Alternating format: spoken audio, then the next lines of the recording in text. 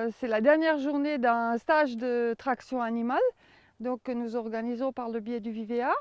Alors le public qui est venu aujourd'hui, ce sont des gens du monde agricole, disons.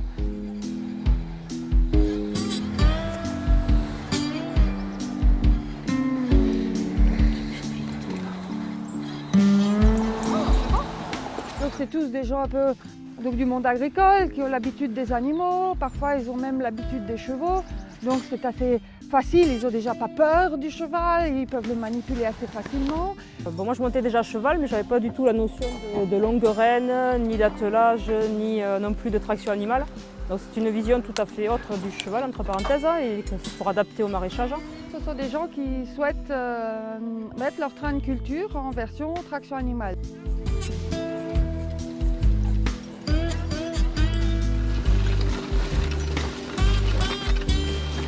Là, vous avez des rasettes et là, vous avez des lames pour fendre la terre aussi. Hein? Alors, on peut piquer par ici, on peut actionner. Là, on pique moins et là, on pique. Alors, tout dépend de la profondeur qu'on souhaite. De façon à ce que la terre puisse rouler et que l'herbe puisse se mettre à l'envers, de façon à jaunir pendant l'hiver. Ça fait 26 ans que je monte à cheval maintenant, donc j'ai soif d'apprendre un peu plus sur le cheval. Regarde loin devant toi. Respire, respire Nathalie, bien. Voilà, maintenant, on va plutôt vers la main droite ferme, plus ferme. La main droite plus ferme. Regarde ton cheval, parce que nous, on apprend surtout la conduite du cheval. Donc c'est sur 3 semaines, étalé sur 6 jours. Et pendant ces 6 jours, bon, déjà, on a vu un peu le matériel, l'arnachement pour tout ce qui est traction animale, voire attelage. On a fait aussi de l'éthologie un peu dans le rond de longe, c'est-à-dire comment approcher un cheval. Pour que les personnes qui conduisent, qui mènent, comprennent ce qui se passe dans la tête du cheval, comment il ressent les choses. Et après, donc, on a fait du maniement de longue rêne. Des exercices apprendre à tenir les guides, des exercices de simulation. On tenait donc les guides pour qu'on sente ce qu'on demande au cheval. Donc voilà, mais bon, il faut leur apprendre les b.a.-ba. Donc tant au niveau des soins, avant, après, pendant la conduite, faire attention au rythme cardiaque, au rythme respiratoire. Allez, on reprend le souffle. Attendez, on reprend le souffle. On ne va pas les canner tout de suite là.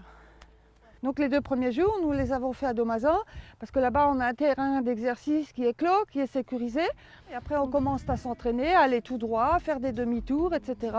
Et voilà, c'est un entraînement progressif. Et une fois que les gens sont à peu près à l'aise, on attaque très vite le champ.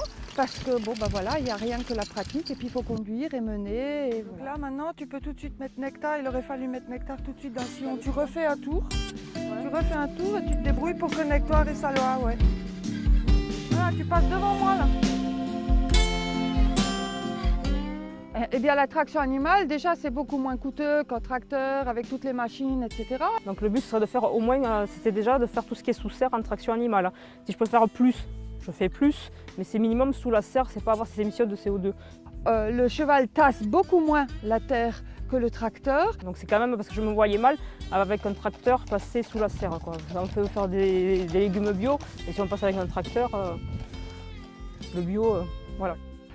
Et puis bon, ben voilà, au niveau du travail, c'est beaucoup plus doux, c'est beaucoup plus tranquille pour et la personne, et l'environnement, et tout ça.